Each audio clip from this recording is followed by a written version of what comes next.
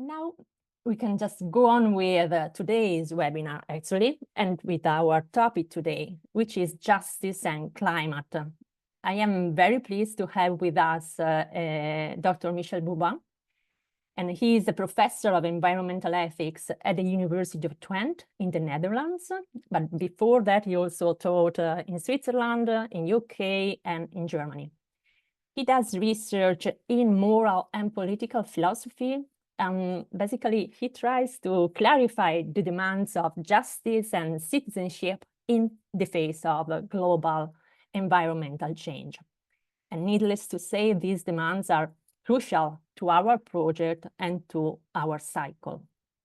Michel Bourban is the author or the editor of several books and articles on the subject of climate ethics and the philosophy of climate change, either in French or in English. And among these volumes, let me just mention his book, which is entitled Penser la justice climatique, devoir et politique, which was published in 2018. And anyway, if you want to know something more about him and his publications, many of his publications are available in open access on his website, so at michelbourban.com. The title of his lecture today is Justice and Climate: Who Should Pay for Climate Change?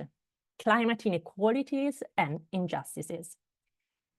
I am very grateful that he was able to accept our invitation, and I think we are all looking forward to listening to him and also to putting him some questions after his lecture. So thank you again, Dr. Bourban, for being with us today, and the floor is yours. Yes, thank you to you, Tiziana. Thank you to you also, Daniela Agostino, for inviting me to this webinar, and thank you to all of you for attending. I really look forward to our discussion, and my presentation will really focus on the philosophical issues raised by climate change. And since I work in ethics and political philosophy, I will especially look at those dimensions in terms of justice issues raised by climate change, focusing on mitigation. So I will share my screen. So you can also see some slides that will guide my presentation, and then we can all have a discussion about this topic together. So by focusing on mitigation duties, I will do two things. The first things that interest me, and usually the thing that interests the philosophers the most, is the question of justification. How do we justify the fact that some agents have duties to mitigate their emissions? But also want to get a bit more practical. That's usually when things are the most interesting, to think about how can some agents, in particular states, nation states, and individuals, realize their duties of mitigation. And I will finish with some suggestions, or perhaps more general reflections, about how climate justice can be used in teaching in general, and some of the experience I had recently, especially with the topic of ecological anxiety. So the starting point of any discussion on climate change is usually based on the science. We have what kind of empirical data we have on climate change, and usually the best starting point to think and discuss about this is the IPCC, the Intergovernmental Panel on Climate Change. And this is just a quote from many quotes we can take from the last assessment report that was published by this IPCC, and in the 2022 Impact, Adaptation and Vulnerability report, we can read the following: that the cumulative scientific evidence is now unequivocal. Climate change should be considered as a threat to human well-being and planetary health. So here we already have two interesting considerations. It's not only human well-being, it's also the health of the planet in general. So we don't only think about the health of human beings, but also the health of non-human beings, like the health of ecosystems, the health of other species, the health of non-human animals. And the authors continue that any further delay in concerted anticipatory global action on both adaptation and mitigation will miss a brief but rapidly closing window of opportunity to secure a livable and sustainable future for all. So the good news is that we still have this window of opportunity to avoid a dangerous climate change. The bad news is that it's very narrow and it's closing rapidly. So when philosophers have approached climate change, they have usually came up with three major kinds of duties agents should fulfill. And agent is a very generic term. It can refer to individuals, to states, to corporations, to subnational jurisdictions, to supranational institutions. But the general idea is that there are three major duties of climate justice. The first one is a duty to reduce global greenhouse gas emissions and protect and develop carbon sinks. So this is all under the notion of mitigation duty. We have also duties in terms of adaptation to protect societies from current and future climate impacts. And if we want to be even more inclusive here, we can also say protects non-human nature from current and future climate impacts, like protecting ecosystems. And finally, duty to compensate. So when mitigation and adaptation were not sufficient, when we cannot avoid climate impacts on society and non-human nature, there is also a duty to compensate or remedy loss and damage that could not be avoided. Sometimes when the loss and damage is in terms of material damage, it's possible to have a full reparation. But sometimes instead, for instance, with cultural damage, when people are forced to leave their house, forced to leave their country because of climate impacts, we cannot speak about reparation here because the injustices can never be fully compensated. We can think about partial compensation only. So when we speak about mitigation, what do we speak about? And here again, we need to start with the IPCC because the IPCC is a reference in the domain. It's really all the major scientists working on climate change that bring together the state of the knowledge on the problem. And the definition of mitigation they propose is the following. Mitigation can be defined as a human intervention to reduce the sources or enhance the sinks of greenhouse gases. And importantly, this definition follows the UNFCCC, which is the United Nations Framework Convention on Climate Change, which sets really all the basis for climate negotiation. And the UNFCCC states that each party shall mitigate climate change by limiting its human-made emissions of greenhouse gases, but also protecting and enhancing its greenhouse gas sinks and reservoirs. So when we think about greenhouse gas sinks, typically what we have in mind is forests or oceans, because the carbon system, it's constituted of different elements. The atmosphere is one element, but we also have oceans and we also have forests and lands, which all play a role in exchanging carbon. So this means that we have two possible options to mitigate climate change. The first one, which is the one we discuss the most often, the one we hear the most about in the media, is to reduce greenhouse gas emissions, typically by phasing out fossil fuels, developing renewables. But there's also a second meaning of the notion of mitigation that is used by scientists and politicians, which is protect and enhance those sinks in which greenhouse gases are stored, typically by doing afforestation and reforestation, for instance. The first option directly cuts greenhouse gas emissions at their source. So that's what happens when we replace fossil fuels with renewables, or when we promote energy efficiency, or also when we reduce energy use. The second category falls into this broader category of CDR, which stands for carbon dioxide removal. And carbon dioxide removal is the practice of removing CO2 and other greenhouse gases from the atmosphere and then store it in geological, terrestrial, or ocean reservoirs or in products. So these are the two mitigation options we have today. So if we want a broader picture of what those options are about, we can divide them between technological and non or low technological measures. So to reduce emissions, typically we can increase capacity of solar panels, wind turbines, hydroelectric power stations, and electric vehicles. But we can also think about changes that do not necessarily require technologies or that would require only a limited amount of technology that we don't really need to develop more than they are now. Thinking about lifestyle changes in terms of plant-based diets, avoiding long-distance air travel, living without a car, or having fewer children. Those are all options discussed in the literature to reduce emission without necessarily having to rely on high tech. When it comes to negative emissions, which is this other notion, carbon dioxide removal, sometimes referred to as negative emission technologies. We have BECS, which is bioenergy with carbon capture and storage. DAX, this is direct air capture with carbon capture and storage, with the idea that we can develop technological devices that directly take CO2 from the atmosphere to store it on the ground. And hence weathering and ocean fertilization with the idea that we can develop some types of algae that absorb more CO2 than other types of algae.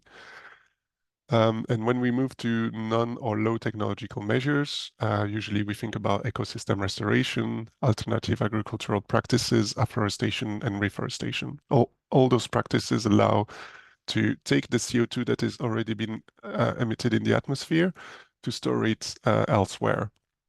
And since our greenhouse gas emissions are already so high, and since most of scenarios say that we will go above 1.5 and 2 degrees, it means that more and more it is likely that we will need, in addition to reducing emissions, also we will need to enhance those carbon sinks. So the research question I would like to discuss is the question of allocation of responsibilities. So now that we know what we should do to mitigate emissions, now that we understand what this notion means, we should ask who should do what and how much of it should they do to help the global efforts to mitigate climate change. And if we want to make a typology of actors that hold responsibility to mitigate emissions, we can come up with those 5 general categories. You can see on the screen here, but I will focus on 2 of them, individual agents and also and especially nation states. The others are also very important, but I don't think we necessarily have the time to discuss them. But if you have specific inputs on them or questions, we can go there during the discussion. Some national jurisdictions, we can think about cities, for instance, supranational formations. We can think about the World Trade Organization and economic corporations, typically carbon majors, all those companies that rely on the extraction of fossil fuels. So after this bit lengthy introduction, let's move to the justification of mitigation duties. If we can start with the IPCC when it comes to definitions, it's very good to start with the UNFCCC when it comes to setting out the global objective. So the UNFCCC is this convention that virtually all the countries have signed in 1992 in Rio de Janeiro. And in this convention, the countries have agreed on the general objective they would follow when it comes to fighting against climate change. And as you can see from the second article of this convention, all the parties that have signed it, again, this means virtually all the countries in the world have agreed to achieve a stabilization of greenhouse gas concentrations in the atmosphere at a level that would prevent dangerous anthropogenic interference with the climate system. So anthropogenic here stands for man-made. So here the idea is really to avoid any form of dangerous climate change caused by human action, especially economic activities.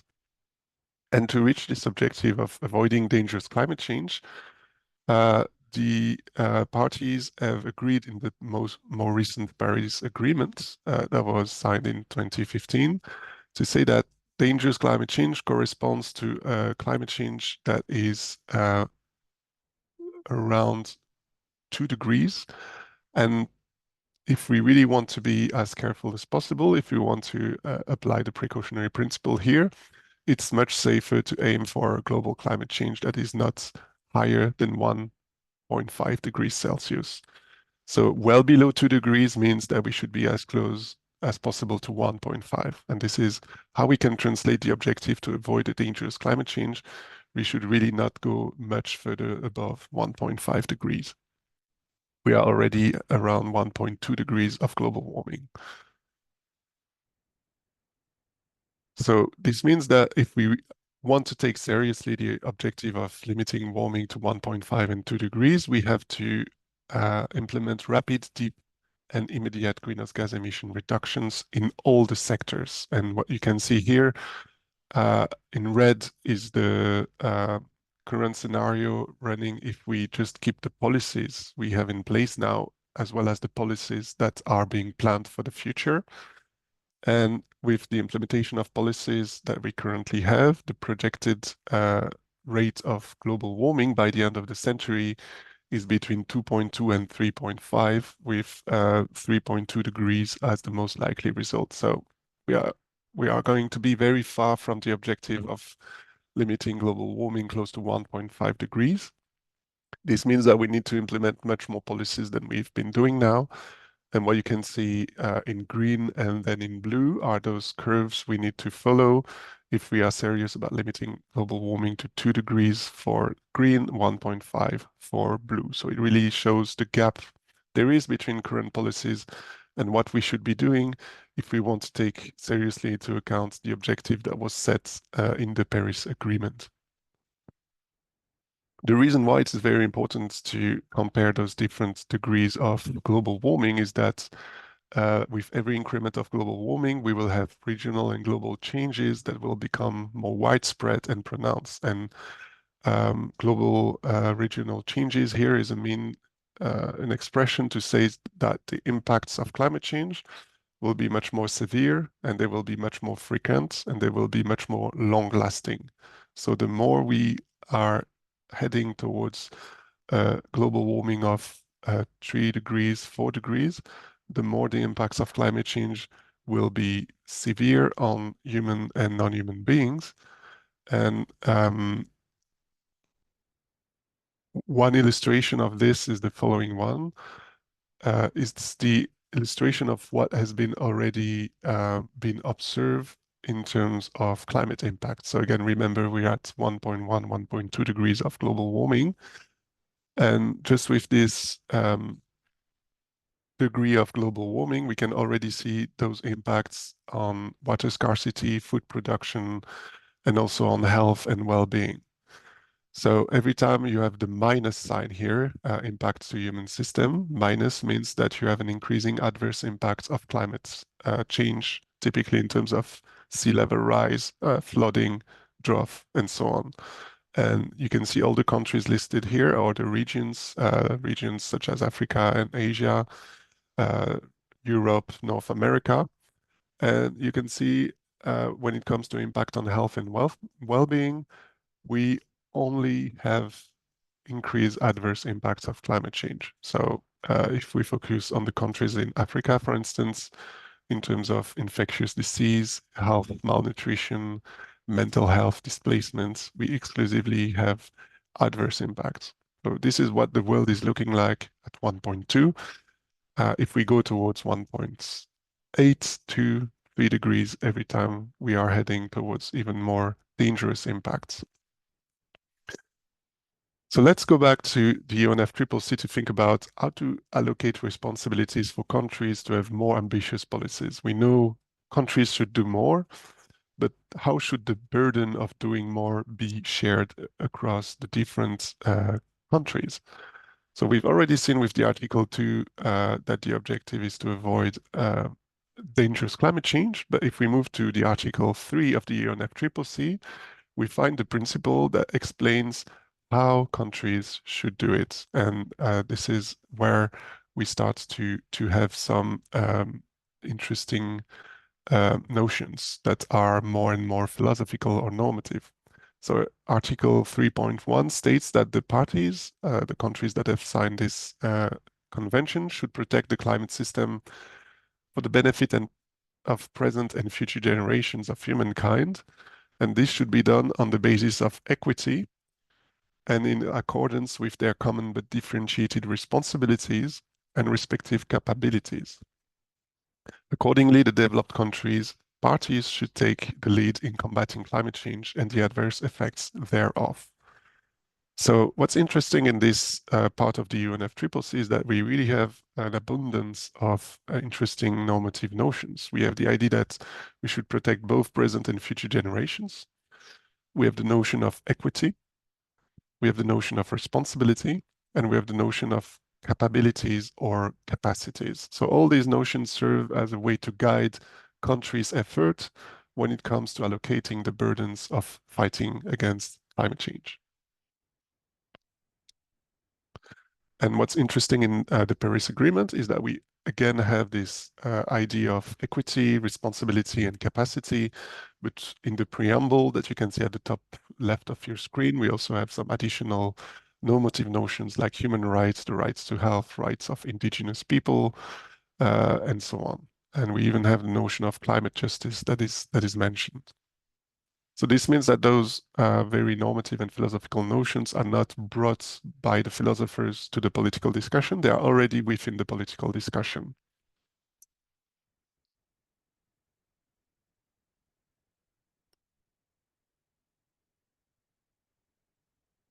So to translate these notions of responsibility, equity, and capacity in the philosophical discussion, in the climate justice literature, we see three major so-called principles of distributive climate justice. So three principles you can see listed here are ways that philosophers have tried to translate the abstract notions of responsibility and capacity into more specific criteria that would allow us more specifically to say which country should do what.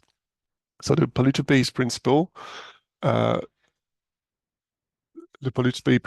is basically demanding to states and other agents that the costs of climate policies should be proportional to the agent contribution to climate change. The more you have contributed to global greenhouse gas emissions, the more you should pay for climate policies, starting with mitigation policies. So this is very intuitive. The ability to pay principle is more about tracking capacity or capability, with the idea that the cost of climate policies borne by agents should be proportional to their ability to pay for them. So ability to pay here is especially in terms of financial ability, but we can also think about technical or technological ability.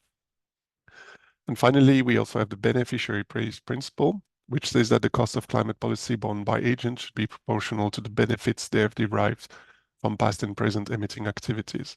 The more in the past you have developed industrially, the more you have emitted, the more in the present you continue to benefit from these activities. And since you benefit from activities that are endangering the stability of the climate, this also needs to be tracked in terms of who should bear responsibility to mitigate climate change. What's interesting with these principles is that they reflect the hybrid structure of the principle of common but differentiated responsibilities and respective capabilities. We have the idea of responsibility that is reflected in the polluter pays, which is about who is responsible for having emitted greenhouse gas in the past and the present. But we also have the notion of capabilities that is tracked by the ability to pay principle. The more you are able, the more you should pay. And if we, again, stay at a very intuitive level, we will go a little bit more into the detail, but if we apply these principles to the global power, to the world powers, we can say that the main responsible parties are countries in Europe and North America, Australia, and basic countries standing for Brazil, South Africa, India, and China. That because they are the ones that have the most polluted, they are the ones that are currently polluting the most, and they are also the ones that have the highest ability to pay for climate policies. So it's one thing to give those principles and define them in the abstract. It's a very different thing to try to translate them, to make them operational. How do we operationalize those principles to show what it means in reality, to go beyond the level of intuitions and arguments and think about how to measure degrees of responsibility and capacity. So this is where things get quite difficult because measuring responsibility is a very difficult exercise, and it has led to major disagreements in international negotiations, especially between USA and China. And One reason why there are very strong disagreements is that we can choose very different ways to measure responsibility. So here on the screen, you can see one way to measure responsibility that the United States has been putting forward, because it really shows how China is responsible for global greenhouse gas emissions today. So if we focus on emissions in 2023, you can see on the right that China is really at the top here, more than 10 billion tons of CO2 emitted in 2023.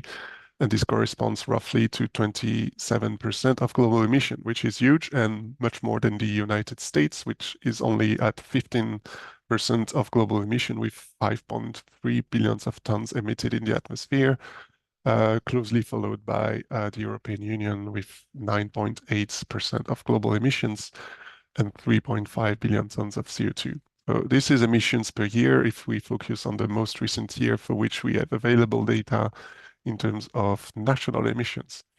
But if we shift this and ask what's actually the per capita emission, so you divide the national emissions of a country by the number of its people, and then you look at the numbers, things are shifting. United States and European Union are above, as you can see on the left, and China is below the US and European Union. So divide per population, and then you realize that the picture is starting to shift.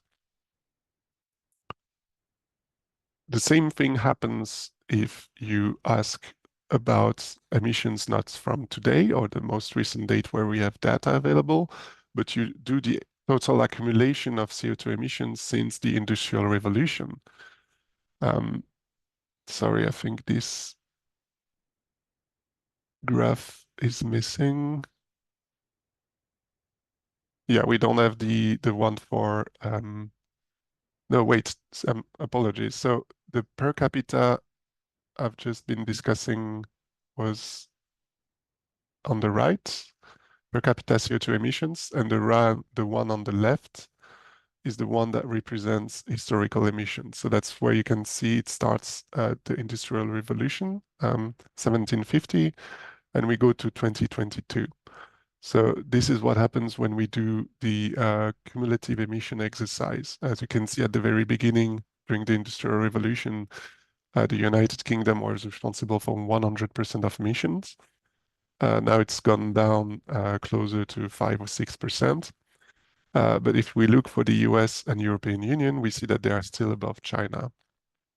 So cumulative emissions, United States and European Union are above China, and per capita emissions, we have United States and Canada above China, and European Union is slightly below China.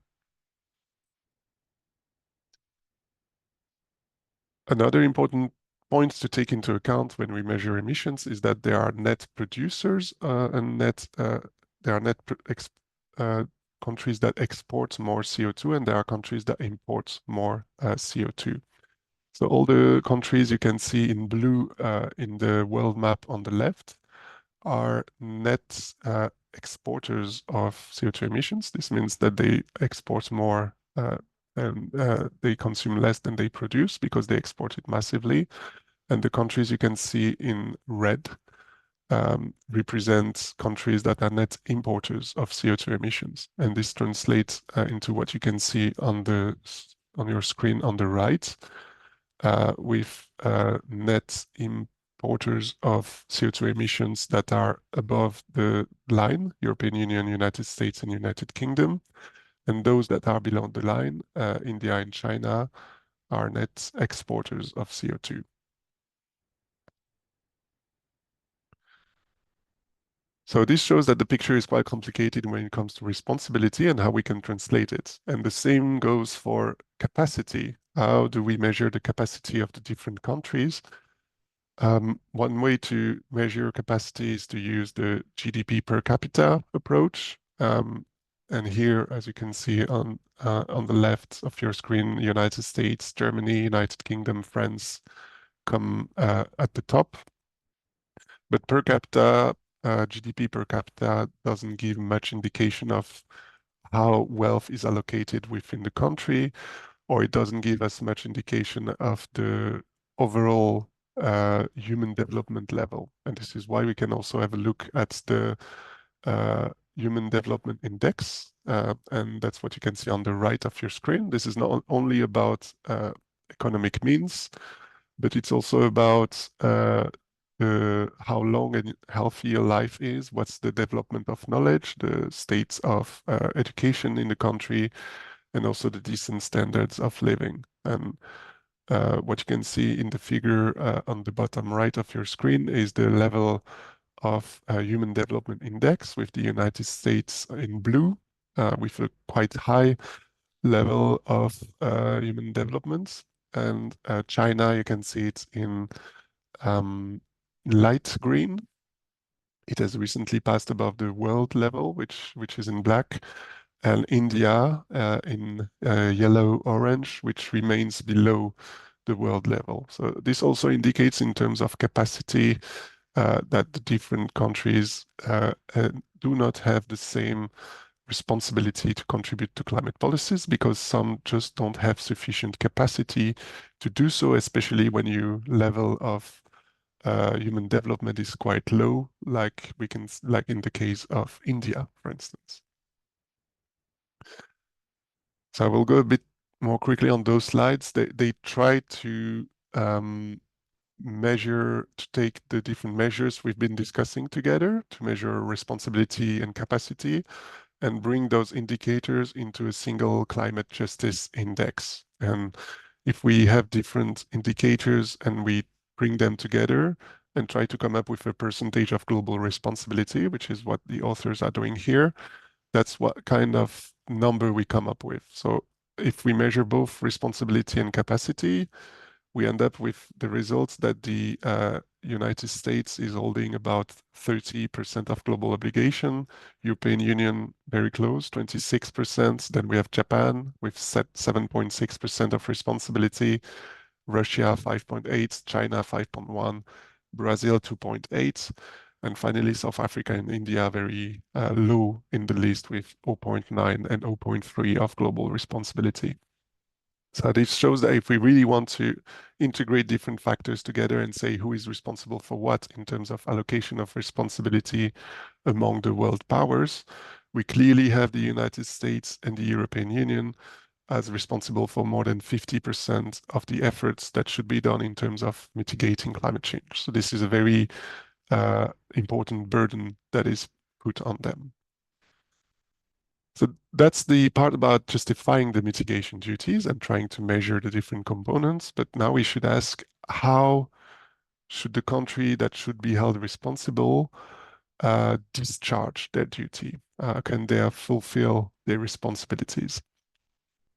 One important way to implement duties of mitigation is to look at those sectors that are the most responsible for greenhouse gas emissions. At a global level, as you can see here, we have energy, which accounts for more than 73% of global emissions. So this is why I will focus on the energy sector.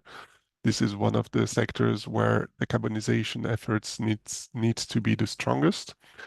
But what's interesting in this figure is that we can also see that agriculture, forestry, and land use is responsible also for 18%, more than 18% of global greenhouse gas emissions. So it shows also that with deforestation, agriculture, cultivation of rice, livestock farming, we are also contributing massively to global greenhouse gas emissions. But let's focus on energy. And one way to think about how to realize duties of climate justice is to take this so-called IPAT equation. It was formulated quite a long time ago in the 70s. I think it's still relevant today when it comes to measuring the impact of different countries. So there are many different ways to try to come up with a way to measure the total environmental impact of countries. But I think here we have three important variables on which we can work to reduce the different emission sectors of the different countries. We have the population, we have the level of affluence, and we also have technological innovation. So if we focus on each in turn, we will see the different mitigation opportunities of the different countries. So when it comes to technological innovation, one of the main area of development today is the development of renewable energy. And according to this study published in 2017, it's possible to reach 100% of renewable energy in 139 countries by 2050. So this means that if the correct policies are implemented by the half of the century, 139 countries can have 100% of the energy supply that comes from renewable energies with a mix of solar, with a mix of wind, offshore and onshore, and also hydroelectric and so on. So that's one way to further realize the mitigation responsibilities of countries is to have a very efficient energy transition. Another way to realize these mitigation duties is to think about regulation and prohibition policies that will reduce the consumption of polluting technologies. So regulation usually takes the form of a carbon tax. The carbon tax can be applied on fuels, can be applied on fuels we use for the car or for taking the plane.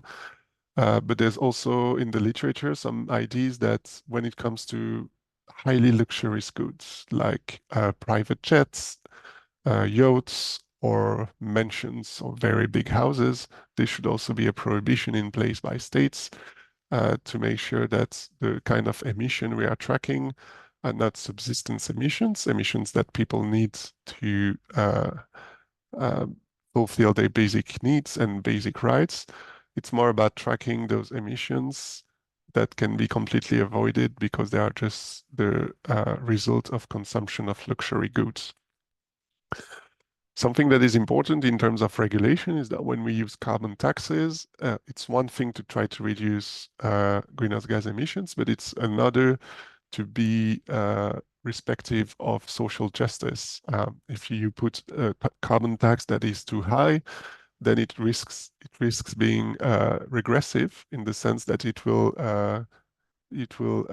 increase the price of energy for households and individuals that don't have the financial means to pay the additional costs. So this means that when it comes to regulation, thinking about climate justice is not sufficient. You also need to think about social justice and how to make sure that the carbon tax is not regressive but progressive. And in the IPAT, we have population, affluence, and technology. So that was the part on technology. That's the part on affluence, focusing especially on luxury goods. And this is the part on population. So population matters because when it comes to measuring the carbon footprint of a child, depending on where the child is born, the carbon footprint will be very different. So for instance, this is an example from the literature that the total carbon footprint of a child born in the US is more than 160 times greater than that of a child born in Bangladesh and 200 times greater than that of a child born in Niger. So interestingly, in the literature, when population growth and population control is discussed, there is often a focus on developing countries.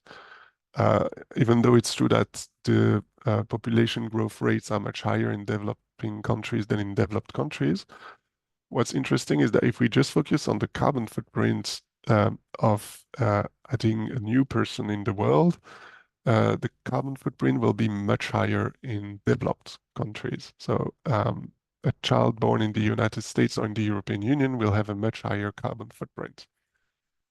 So to think about how to reduce the total ecological and carbon impact of the world population, which is more than 8 billion today, there are, again, different measures we can think about. We can think about education, and this is the most important one because it has very important co-benefits. Education is usually about educating especially young women and girls, but also young boys, boys and young men, to make them more aware of contraception means and how to use them. And that's a very win-win solution because it also helps with family planning. We can have incentivization policies. For instance, we can reduce taxation for smaller families and increase taxation for more numerous families. And the one that is usually universally condemned for excellent reasons is the one of using coercion. So that's a one-child policy in China. And nobody in the literature is suggesting the idea that we should use coercive policies to force people to have less children to protect the planet. Usually, what is supported in the philosophical literature is to say that population control policies under the form of education and sometimes incentives can be supported. But the idea is never to say that people should stop making children to save the planet. It's more to say that having one less child than originally planned is a way to substantially reduce one's carbon footprint.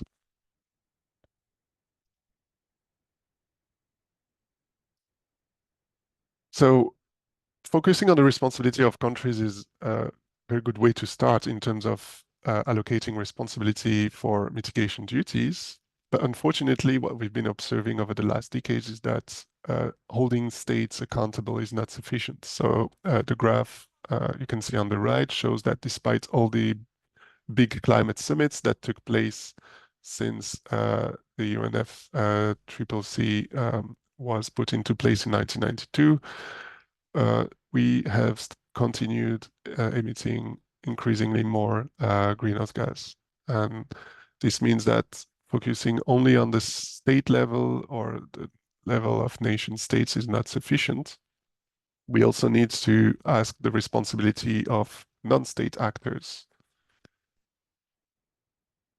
And among non-state actors, again, we can think of different possibilities. There's the responsibility of corporations, the responsibility of cities, but I think the responsibility of agents is quite interesting because in climate ethics literature, there is a increasing number of publications on individual climate ethics. What are the mitigation duties of individuals? And if we look at a recent survey of a recent review of the literature, we find out that there are two major individual duties to fight climate change. The first is an individual duty to promote and support collective action against climate change. So here the idea is not to say we should change our lifestyle, it's more to say as individuals, we can try to make sure that at the collective level, we have stronger climate policies and climate regulation. How can you do that? There are two ways to do it. The first is to change and create new institutions. You can do that by voting green, so choosing green parties or parties with a strong ecological program. You can use civil disobedience. You can write blogs, articles, emails representatives, and so on. But you can also go for changing the social norms route. So you can change institutions, but you can also try to change social norms. So typically, you can develop communication strategy to amplify the effects of your green behaviors. You can frame greener lifestyle as appealing because living green is often considered as a sacrifice. And you can try to forge a counter narrative to this by saying we can go green, have a much greener lifestyle, but at the same time, we can still be very comfortable, for instance. So that's the first action, promote and support collective action against climate change. But there's also another duty that is not mentioned here. It's the duty to reduce your own carbon footprint. And I think this one is illustrated here. So there are many ways you can go to reduce your carbon footprint. And again, this is a review of the literature that shows that there are low impact, moderate impact, and high impact actions. And high impact actions are those actions that allow you to reduce your carbon footprints by more than 0.8 tons of CO2 equivalent per year. And all those actions here are in these dark green um, parts of the figure. So adapting a plant-based diet. So moving from omnivorous or carnivorous to vegan, basically, it allows you to reduce your carbon footprint by 0.8 tons of CO2 on average. So note that this is for developed countries and on average. So those are rough numbers, but they give a good indication of those high impact actions. Buying green energy, so asking your energy provider to give you 100% of renewable energy rather than the usual mix, which is something with fossil fuels and renewables. Avoiding long distance flights, living without a car, and having one fewer child. So note that before having one fewer child, it's just actions in terms of consumption. It's about reducing your consumption. Having one fewer child goes much further because it's about your life plan. It's about the plan you're making in life, and it's much more difficult to justify. So I won't go into this right now. We can discuss that if that's a question you want to have. But I think it gives us some idea on what kind of actions we can do as individuals. And importantly, those actions are constrained by where we are living, which social class we belong to, what kind of climate policies are in place. Because if it's very cheap for you to buy green energy, then it's not a problem to ask your energy provider to switch to 100% renewable. But if you live in a country where green energy is very expensive and you have a very low budget for energy, then this is much more demanding on you.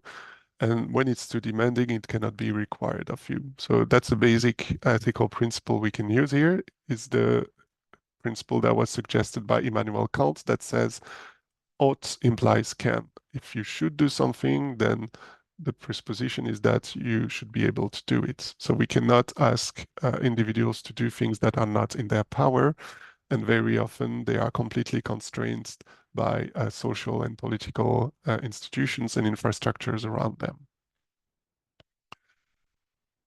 Um, let's move to the third part, to the last part, so we have enough time for the discussion.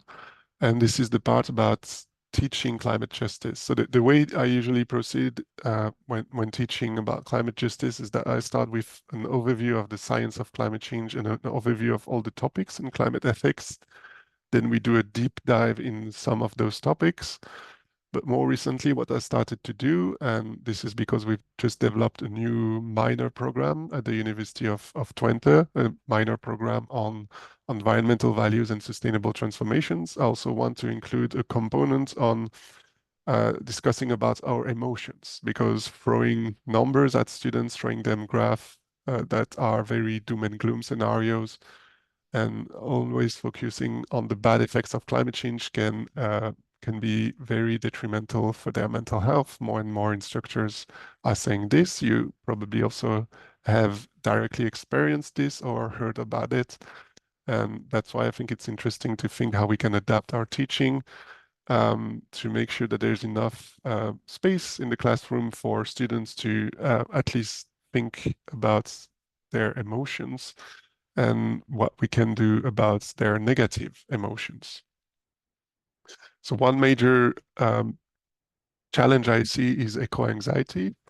And eco-anxiety can have many sources. It can be about the reports the students are reading, the literature they are reading, the movies they are watching, the books they are reading. There's a whole new subgenre in the literature, which is called sci-fi, climate fiction. We have more and more series on it. We have more and more documentaries. So I think information on the impacts of climate change now and in the future are ubiquitous. They are omnipresent, and this is why levels of eco-anxiety are rising. And what you can see on the right is a figure that shows the state of worry about climate change and impact on functioning for both children and young people across the world. And the more we are in the red and orange, the more the children and young people are worried about the state of the world and about their own future. And as you can see in countries in the global south, like the Philippines, the level of worry is very high. And there are some countries more protected, like Finland, where the degree of worry is still not negligible, but much lower than in other countries.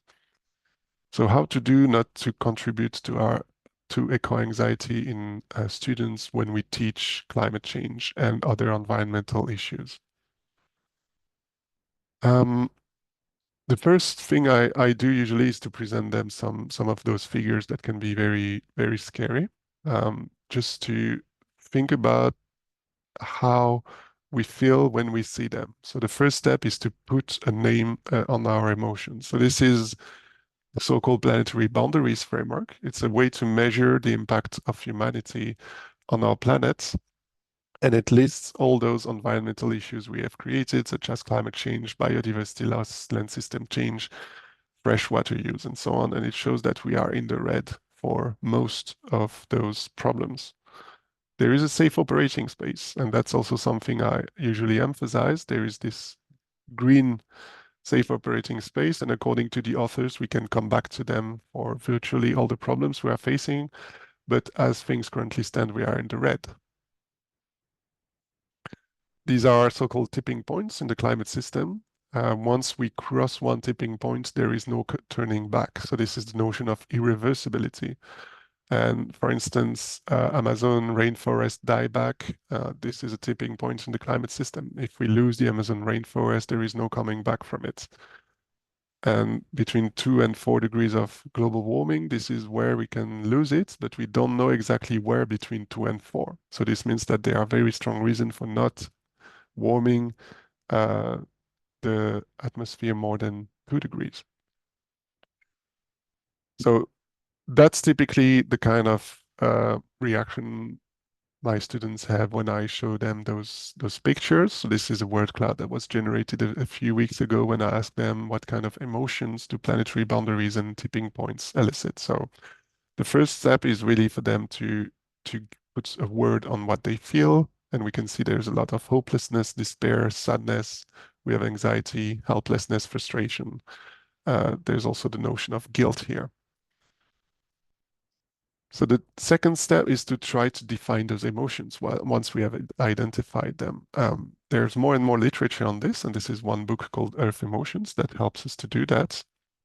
And what's very useful in this book is that it helps to give general categories of ecological emotions. So here you can see 3 examples of so-called sadness-related ecological emotions.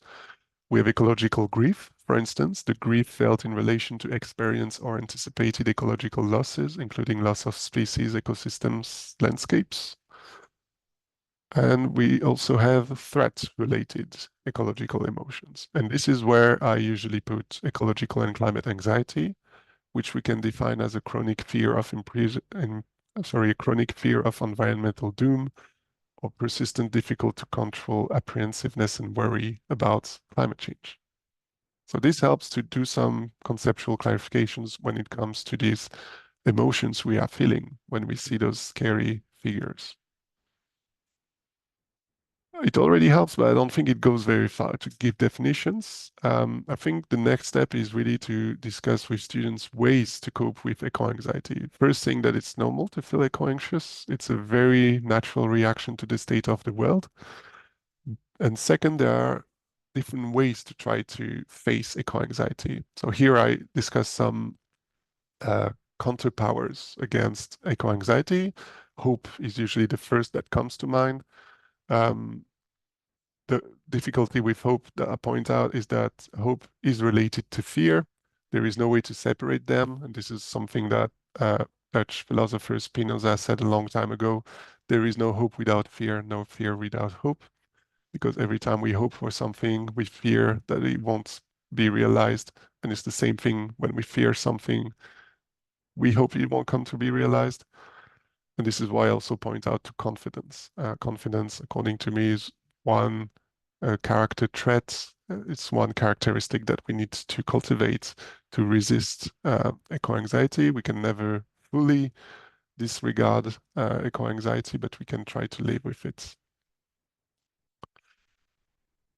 And I finish, and this is really the I know it's time, but it's really the last activity I'm doing with them. Once we have put a name on our emotions, started to define them and think how to cope with them, we do a class activity. And this year we decided to focus on the case of glaciers and how glaciers are disappearing very rapidly and what this makes us feel. And it's very interesting because it's a non-living being, but we still have very strong emotions about it. So for me, it's also a personal example because I come from Switzerland, and this is an example of a glacier that is retreating in Switzerland, the Great Aletsch Glacier. And the red line shows where the glacier used to be before we starting warming the climate, and we see where it is now. And we focused on this example with some of those images. Those are the one I took myself. And these are images we can find online where we contrast where the glacier was in 1865 and where it is today.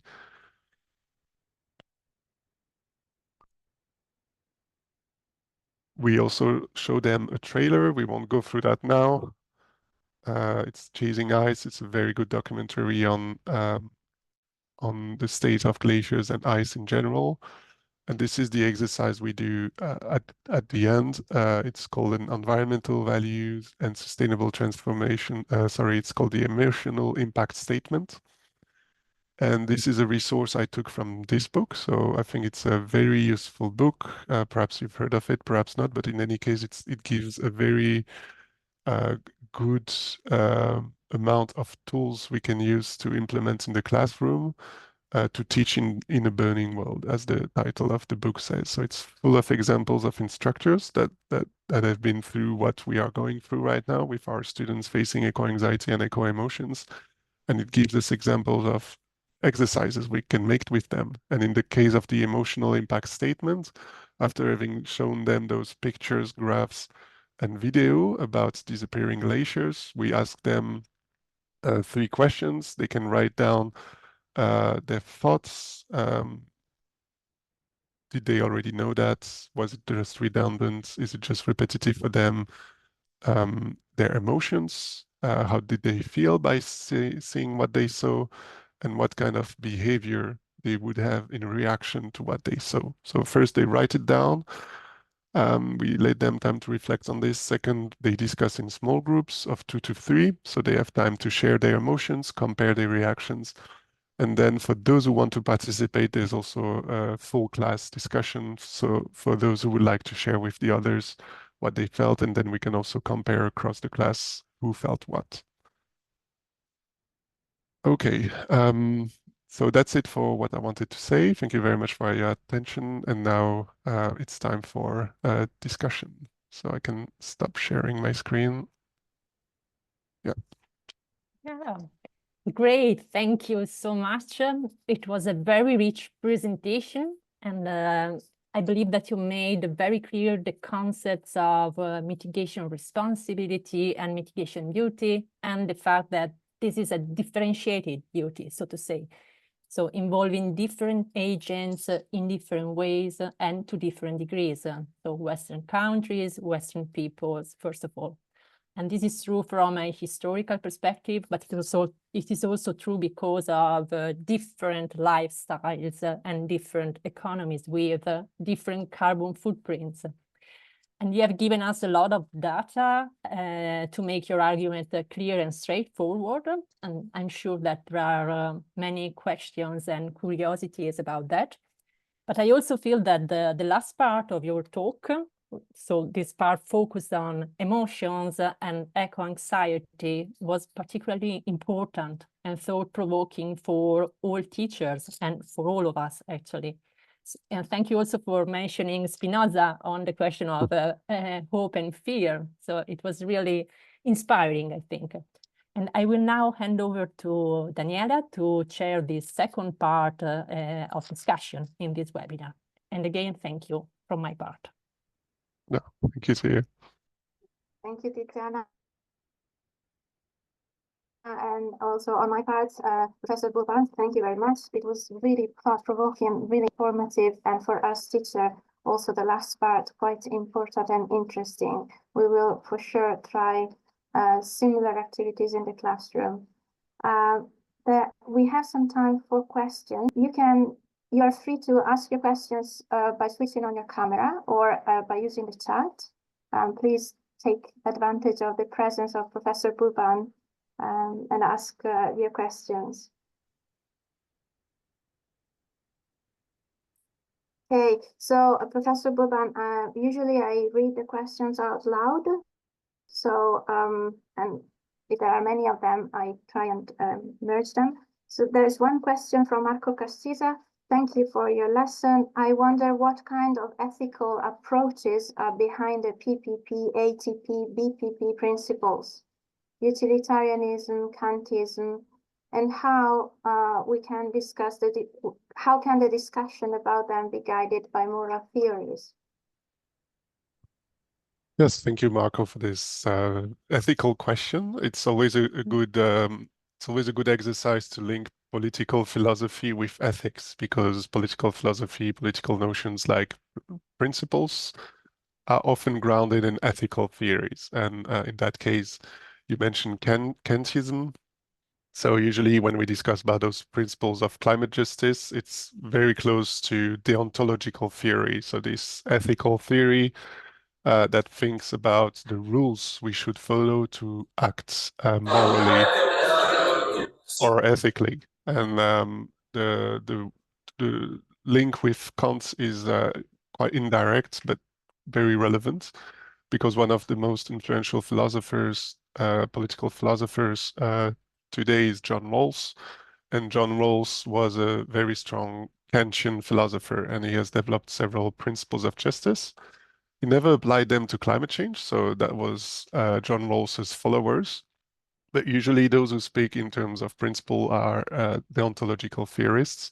And the idea here is to say that there is a duty of justice to implement these principles, because that's what morality demands on individuals. So it's a kind of categorical imperatives. You have to assume these responsibilities to mitigate climate change, and the principles helps to say who should do what. So I would say it's mostly a Kantian approach of making sure that people do their fair share. So it's also about fairness. All countries need to allocate fairly the share of efforts they should do to reduce their emissions. And here again, when it comes to fairness, equity, it's linked to John Rawls, and John Rawls used Kant a lot. So yeah, that's what I would say. It's mostly about deontological theory.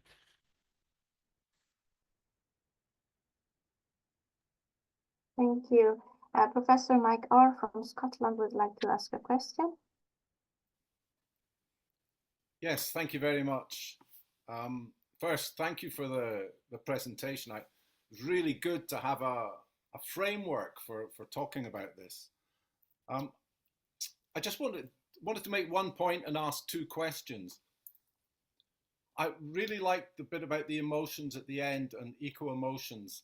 And I thought perhaps, certainly in the UK, we would add the fear of becoming a criminal for protesting. Because in Britain, people have been sent to jail for 5 years for simply taking part in a Zoom meeting at which they discussed blocking a motorway. And recently, some young women who threw a tin of soup over a 100% protected painting behind glass, but they threw soup at the glass. They've been sent to jail for 3 years. So, you know, young people who 5 years ago were inspired by Greta Thunberg and the school student strike, they've come through that and they've seen the positive experience of that, and then suddenly they're finding themselves being criminalized. So I thought you might have something to say about that. But I have two questions. When I talk to kids about this, they usually say, well, if it's obvious there's a problem, why can't governments agree? And then you have to try and explain about economics and competition. And so I was into, what would you say about how do we change? How do we tackle climate change without changing the economic reality that we live in? That's the first question. And then the second question was, have you got any success stories? you know, like good news stories, good examples that we can take when we're teaching about climate change. Thank you. Yeah, thank you, Mike, for these remarks and questions. So yeah, definitely fear is a very strong ecological emotion. And as you point out, not only fear about ecological impacts, but also fear about the way governments will react when we take part to climate action. So one of the individual actions I say is supported in the climate justice literature is to say we need to contribute to collective action against climate change. And one way to do so is exactly what you've described, is protesting in the street. And the way regulation is evolving in the United Kingdom, but also in other countries like France, is a tendency to criminalize climate actions. So this means that if, as an individual, you join those protests, even if they are peaceful and even if they are civil disobedience, so even if you don't respect the law, but you don't use any form of violence, then you are at risk of being imprisoned and you are at risk of having lots of problems. And the very delicate situation this creates is that it increases the burden that individuals have when they take action against climate change, up to a point where it might become too demanding for them to join some actions, because then it might be too dangerous for them to do so. And I think this shows that the regulation against climate change in some countries, and again, I think the United Kingdom and France are good examples, that it's really going in the wrong direction. We should be encouraging more protest. We should be encouraging more ambitious actions. But the way the policy is evolving right now is exactly the opposite direction. And this is mainly due to the influence of fossil fuel lobbies. And this is very worrying. And the best way to fight fossil fuel lobbying is through civil society. This is why they are targeting action in the streets. And they know that thanks to Greta Thunberg and thanks to many other climate activists who are successful, now there is a very strong civil society movement against fossil fuel use and so on. So I think this is why exactly they are targeting this kind of action. About the reaction you mentioned of your students, if the problem is so obvious, why not act on it? And I think it's exactly related to what you said about the economic activity. All our economic activity is based on the fossil fuel use or on deforestation or agriculture. So the graph we saw with the sources of greenhouse gas emissions, that's basically most of our economic activities. So this means that there are greenhouse gas emissions pretty much everywhere you look. And this is why it's such a difficult problem to tackle. It's everywhere around us, and we need to remove CO2 emissions from all those actions if we are serious about fighting climate change. So this means that we need to shift sources of energy, but it also means that we need to change our lifestyles to consume less energy. There will never be enough renewable energy for everyone, especially with the consumption levels we have. So the problem is that all the economic system is designed in a way that we need more growth, and to have more growth, we need more fossil fuels. And over the last 2 decades, we have just reduced by 1% the use of fossil fuels in the global economy.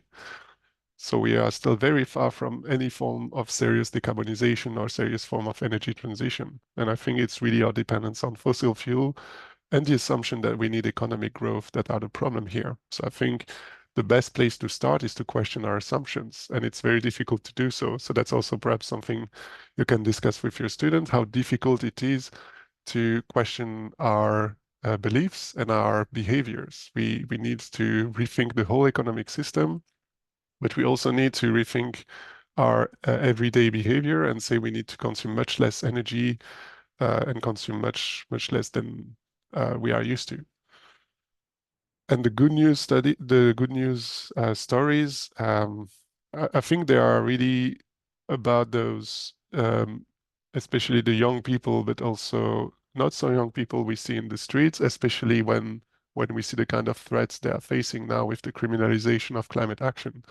We still have a very strong and even growing climate movement in civil society with more and more NGOs, more and more movements, Fridays for Future, Extinction Rebellion.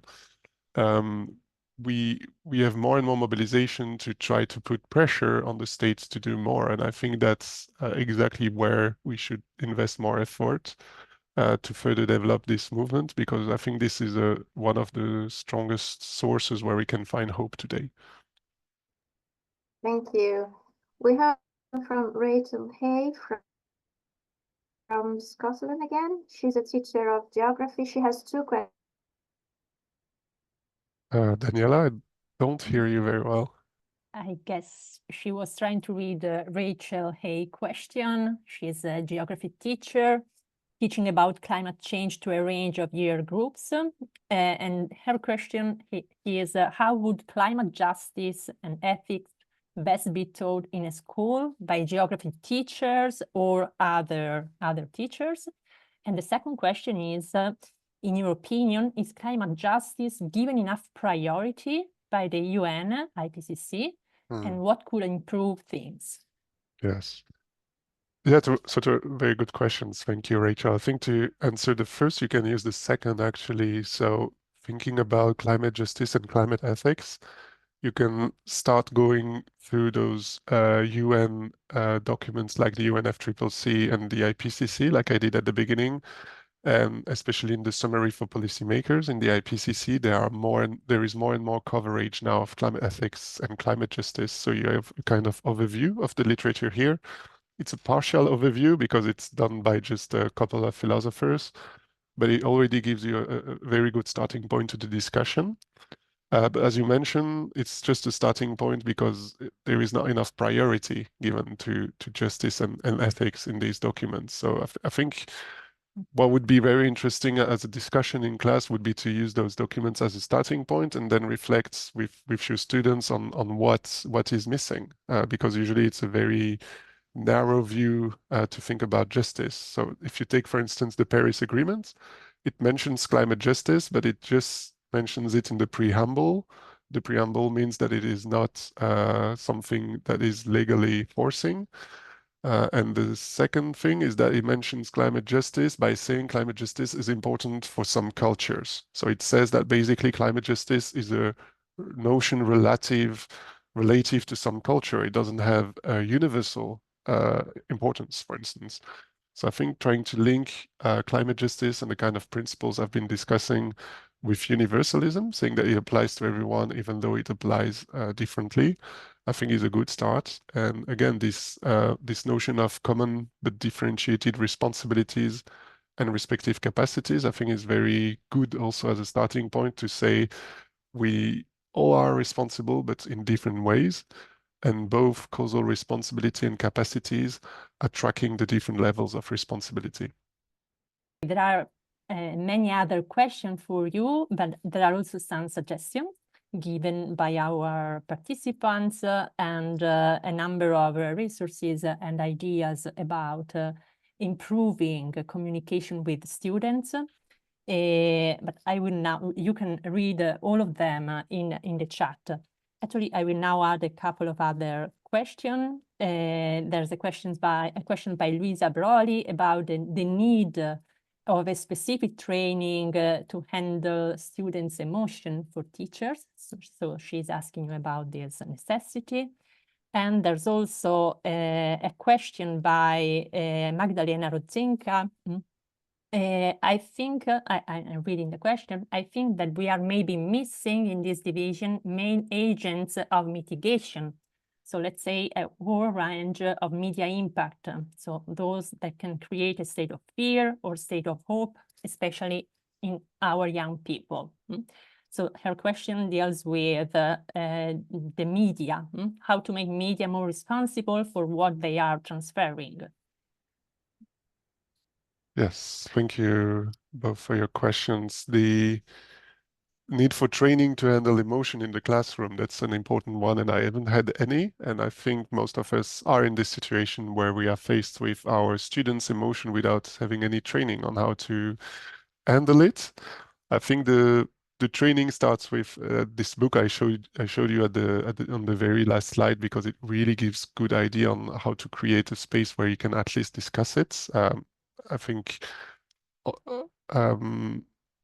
unless you have training in psychology or psychiatry, it's very difficult to approach it as professionals. And for me, it's very much learning by doing. Initially, I was much more insisting on the bad side of things to try to make my students more aware. And I think that's a kind of reflex many of us have, to make sure that they understand how serious things are.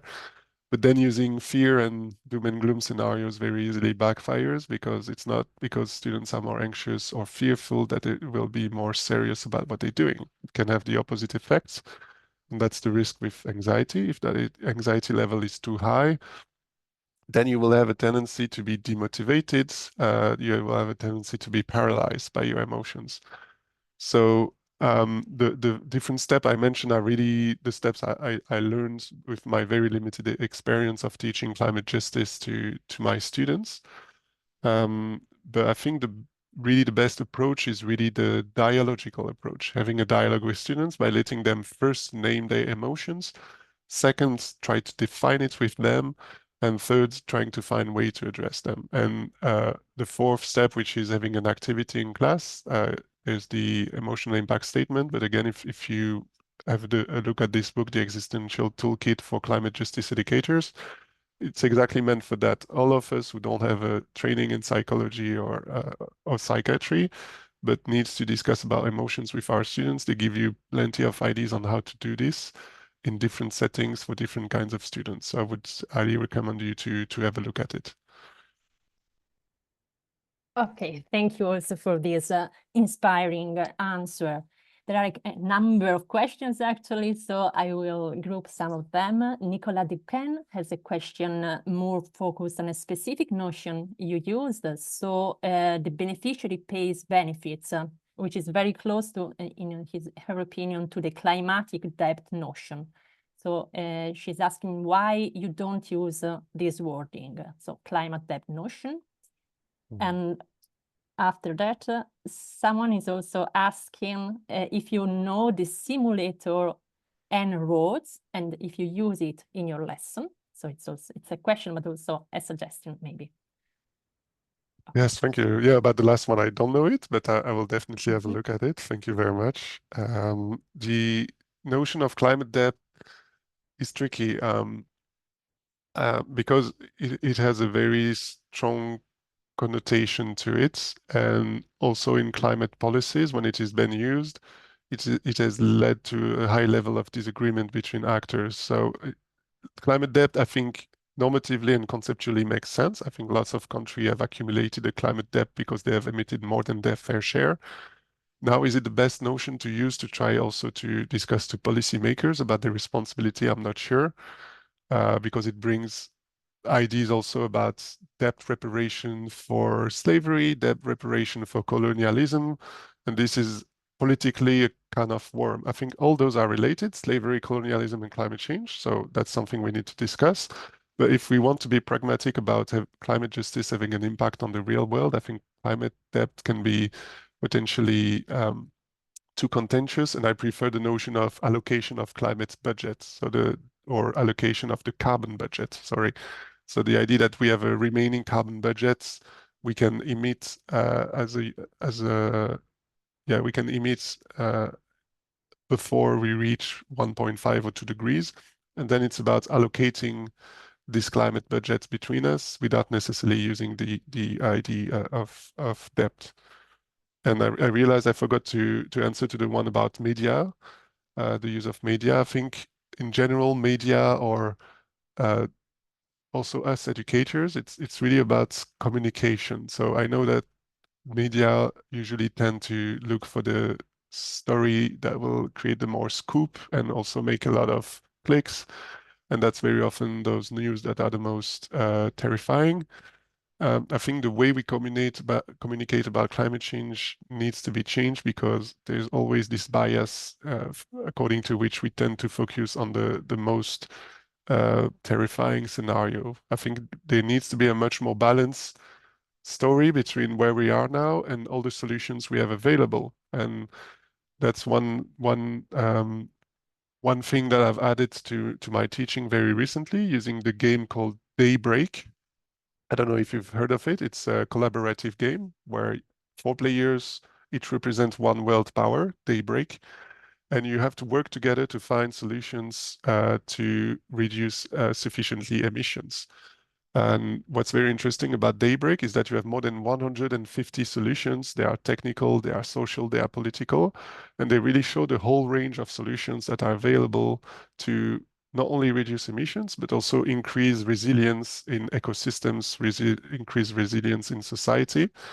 And I think with this kind of game and also the kind of communication where we show the whole the whole scale of solutions we have at hand, it's also, I think, more empowering for students to know things are indeed very bad, but at the same time, there are all these economic, technological, political, and social solutions that are being discussed in the literature, even if they are not implemented.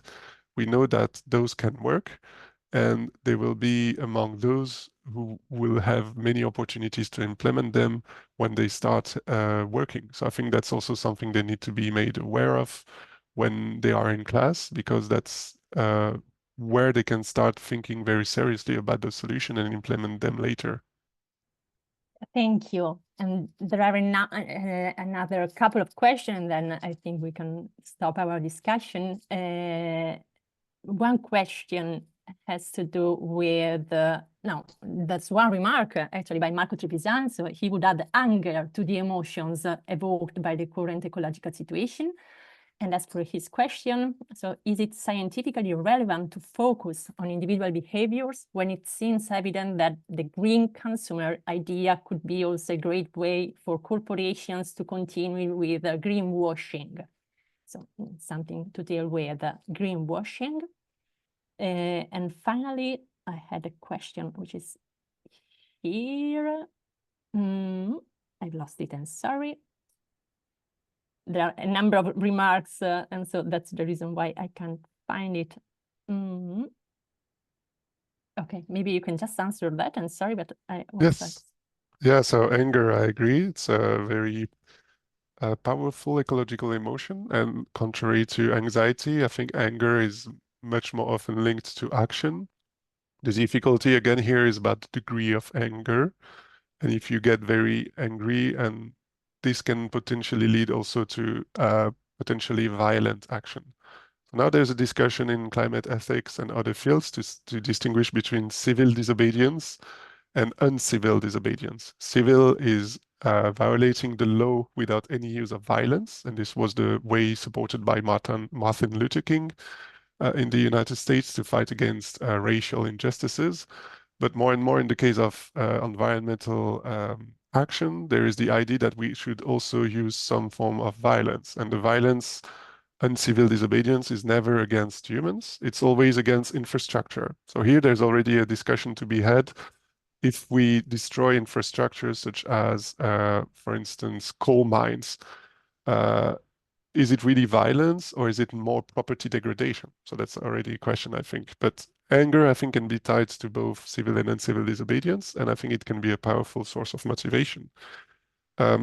Individual behavior and greenwashing, that's a very important point you make, because originally the idea of the individual carbon footprint was put forward by fossil fuel companies as a way to shift responsibilities from corporations to individuals. So there was clearly a move made by fossil fuel companies to try to put their responsibilities on the shoulders of agents who should not have this responsibility. So I think we should resist this. But at the same time, it doesn't mean that as individuals, there's nothing we should do. I think we are at the stage where global greenhouse gas emissions are so high that we need all possible efforts from all possible levels. So all the actors I have mentioned, national, supranational, infranational individuals, all have to do a fair share of effort. And individuals have their fair share of responsibility. But here, to distinguish who is responsible to a higher degree than others, I think capacity is again very important, because again and again, when you look at studies that distinguish the different levels of responsibility of agents, usually it's always the richest among us who are the most polluting. The richer you are, the more you pollute. But at the same time, the more you have actions available, because you are much richer, so you have a much higher, a much bigger pool of actions you can take to reduce your carbon footprint. So I think this also says that at the individual level, the responsibilities are differentiated, and this is based on different capacities. But I think as long as we live in developed countries and we are part of affluent people or middle-class people, there's usually still a range of action left to us to reduce our carbon footprint, and typically shifting diets from omnivorous to vegetarian and from vegetarian to vegan usually is action that is largely available to us, especially when we live in big cities where it's usually quite easy to find alternative to meat and animal-based products. So I would also make a strong case in favor of vegetarianism and veganism, also because I come from animal ethics, and that's a field of philosophy that looks both at animal welfare, how to reduce the suffering of animals and increase their well-being, but also the idea of animal rights, protecting their rights. And the interesting thing with vegetarianism and veganism is that we have a convergence of reasons to change our lifestyle and become vegetarian and vegan, because this allows us to reduce our CO2 emissions, but it also allows us to reduce our contribution to animal suffering. So it's not every day that we have a strong convergence of different fields like this. And in the case of shifting diets, I think it's a very interesting example. And there's a lot we can do as individuals living in developed countries to do it. Thank you. So thank you so much also for this very rich answer. And I think we had an excellent exchange, and also the richness, so to say, of questions and remarks in the chat attest to this richness and thought-provoking intervention.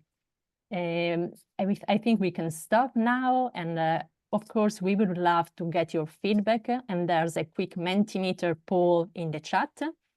And I hope you enjoyed the discussion as much as I did. And I also hope to see you again at our next webinar, which is scheduled on the 25th of October, on a Friday. It is a methodological webinar on debating. So the first part will be on a theoretical part, while the second part will be a practical and interactive workshop. So you are very welcome to join us. But before seeing you again, as I hope, I would like to conclude our discussion today by thanking our guest speakers. So thank you so much, Michel Bourban, for your time and your knowledge. It was a really good intervention and discussion. And so again, thank you and have a nice evening, and see you, I hope, next time. Yeah, thank you. Thank you to all of you. We had a very rich discussion. I really enjoyed it. So I wish you all the best in your future in teaching about climate change, climate justice. We all face the same kind of challenges. So every opportunity we have to exchange it is very welcome. So thank you again, Tiziana, for the opportunity to discuss that together. And yeah, I wish you all the best. Thank you again. It was a real pleasure. Thank you. Goodbye. Thank you. Goodbye.